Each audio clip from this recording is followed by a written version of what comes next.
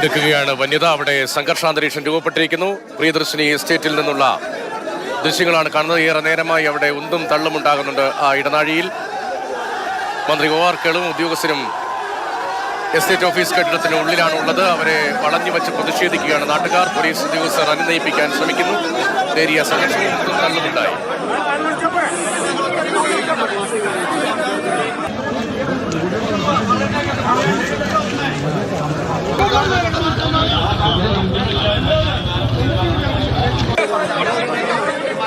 മാനന്തവാടി പഞ്ചാരക്കൊല്ലിയിലുള്ള തത്സമയ ദൃശ്യങ്ങളാണ് മാതൃഭൂമി ന്യൂസിലൂടെ പ്രേക്ഷകർ കാണുന്നത്.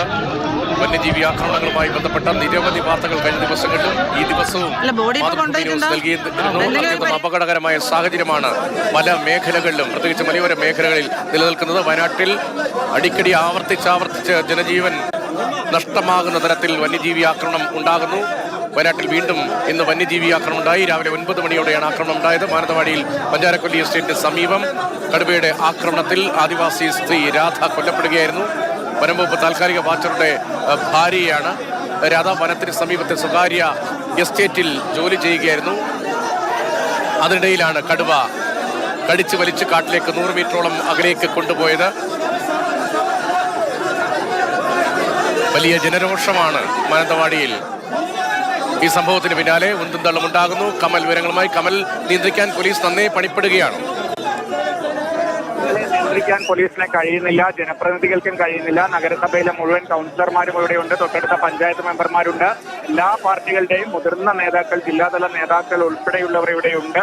പക്ഷെ അത്തരത്തിൽ ആളുകളെ ശാന്തരാക്കാൻ കഴിയുന്നില്ല. കാരണം ഇവർ എസ്റ്റേറ്റിലെ തൊഴിലാളികളാണ് കൂടുതലും. അവർ അത്തരത്തിൽ ഏതെങ്കിലും ട്രേഡ് യൂണിയൻ ഒക്കെ ഉണ്ടെങ്കിൽ കൂടി അങ്ങനെ ഒരു രാഷ്ട്രീയ പാർട്ടിയുടെ ആളുകൾ അത്തരത്തിലുള്ള അണികളൊന്നുമല്ല. അവരെ ഈ കാര്യങ്ങൾ പറഞ്ഞ് മനസ്സിലാക്കാനും ഇവരെ ശാന്തരാക്കാനും ജനപ്രതിനിധികൾക്കും രാഷ്ട്രീയ നേതാക്കൾക്കും കഴിയുന്നില്ല. മാനന്തവാടി ASP അടക്കം ഇപ്പോൾ രംഗത്ത് വന്നിരിക്കുന്നു. ആ ദൃശ്യങ്ങളിൽ കാണാം. നേരത്തെ സർക്കിൾ ഇൻസ്പെക്ടർമാർ 2 പേരാണ് ഉണ്ടായിരുന്നത്. ഇപ്പോൾ ഈ മാനന്തവാടി ഭാഗത്തിന്റെ മൊത്തം ചുമതലയുള്ള അസിസ്റ്റന്റ് പോലീസ് സൂപ്രണ്ട് ഉൾപ്പെടെയുള്ള ഉദ്യോഗസ്ഥർ അവിടെയുണ്ട്.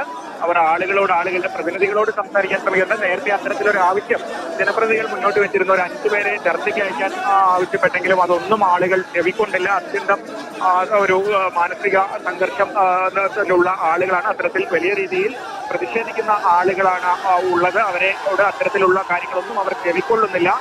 പ്രതിനിധികളെ അയക്കൂ, നമുക്ക് ചർച്ച ചെയ്യാം എന്നുള്ളതൊന്നും അവർ ചെവിക്കൊള്ളുന്നില്ല. ഞങ്ങളോട് സംസാരിക്കൂ എന്നാണ് അവർ ആവശ്യപ്പെടുന്നത്. പക്ഷേ മന്ത്രി പുറത്തേക്ക് വരുമ്പോൾ ഈ വലിയ ബഹളമായതുകൊണ്ട് തന്നെ മന്ത്രി പറയുന്നത് പോലും ആളുകളിലേക്ക് എത്തുന്നില്ല. ആരും കേൾക്കാത്ത അവസ്ഥയുണ്ട്. അത്തരത്തിലാണ് ഒരു 3-4 തവണ ശ്രമിച്ചതിന് ശേഷം മന്ത്രി OR കേളു ഇപ്പോൾ അകത്തേക്ക് തന്നെ പോയത്. പോലീസും ജനപ്രതിനിധികളും രാഷ്ട്രീയ നേതാക്കളുമാണ് ഇപ്പോൾ ആളുകളോട് സംസാരിച്ച് ശാന്തരാക്കാൻ ശ്രമിക്കുന്നത്. പോലീസ് ഇൻസ്പെക്ടർമാരും മറ്റ് ജനപ്രതിനിധികളും ഒക്കെ, രാഷ്ട്രീയ പ്രതിനിധികളും ഒക്കെ അവിടെയുണ്ട്. ആ കോറിഡോറിന് മുന്നിൽ പുറത്തേക്ക് തിരിഞ്ഞു നിന്ന് ആളുകളോട് സംസാരിക്കുന്നത് ജനപ്രതിനിധികളും അങ്ങനെയുള്ള ആളുകളാണ്. താഴെ നിൽക്കുന്ന ആളുകൾ പക്ഷേ അതൊന്നും ചെവിക്കൊള്ളുന്നില്ല. ഇടയ്ക്കിടയ്ക്ക് മുദ്രാവാക്യം വിളിക്കുന്നുണ്ട്, ഇടയ്ക്കിടയ്ക്ക് അകത്തേക്ക് തള്ളിക്കയറാൻ ശ്രമിക്കുന്നുണ്ട്. ഏറെ നേരമായി പോലീസും മറ്റ് ജനപ്രതിനിധികളും ഒക്കെ പണിപ്പെടുകയാണ് ഈ ആൾക്കൂട്ടത്തെ നിയന്ത്രിക്കാൻ. പക്ഷേ ആളുകൾ ചെവിക്കൊള്ളുന്നില്ല. അത്ര വലിയ പ്രതിഷേധമാണ് ഉയരുന്നത്. ഇന്നലെ കൂടി വന്യമൃഗശല്യത്തെ പറ്റി പരാതി രേഖാമൂലം നൽകിയിരുന്നു എന്നാണ് ആളുകൾ പറയുന്നത്. ഈ രാധ വനം വാച്ചറുടെ ഭാര്യയാണ്. അവരെ ജനവാസ മേഖലയിൽ നിന്ന് കടുവ കടിച്ചു വലിച്ച കാട്ടിലേക്ക് കൊണ്ടുപോയി പാതിയോളം ഭക്ഷിച്ചു എന്നാണ് പറയുന്നത്. അതാണ് ആ നാട്ടുകാർ ഇത്രയും വലിയ പ്രതിഷേധത്തിലേക്ക് നീങ്ങുന്നത്.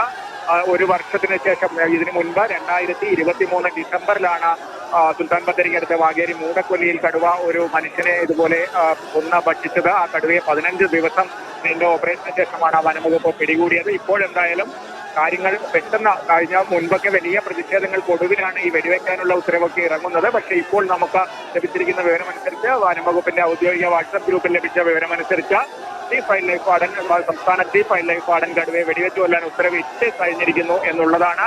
മറ്റൊരു പ്രധാന കാര്യം, ഈ ദൗത്യ സംഘം ഇവിടെ RRT ഉണ്ടെങ്കിൽ കൂടി വയനാട്ടിലെ പ്രധാന ദൗത്യ സംഘം മറ്റിടങ്ങളിൽ ഡ്യൂട്ടിയിലാണുള്ളത്. ഡോക്ടർ അരുൺ സക്രിയുടെ സംഘം ചാലക്കുടി മേഖലയിലും അതുപോലെ മറ്റൊരു സംഘം മലപ്പുറത്ത് ഇന്നലെ രാത്രി വരെ ഡ്യൂട്ടിയിലായിരുന്നു. അവരൊക്കെ എത്തുന്നതൊക്കെ ഉള്ളൂ.